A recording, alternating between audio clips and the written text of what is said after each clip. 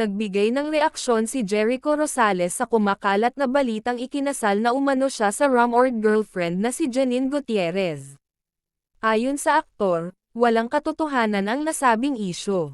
Nilinaw niyang wala pa silang planong magpakasal sa kasalukuyan.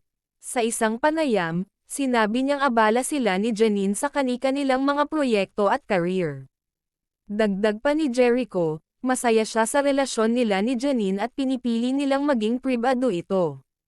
Pinagsisikapan nilang hindi maapektuhan ng mga tsismis ang kanilang samahan.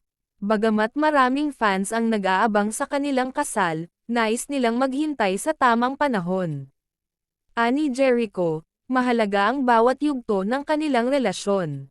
Sa ngayon, mas pinipili nilang mag-enjoy sa bawat sandali ng walang pressure.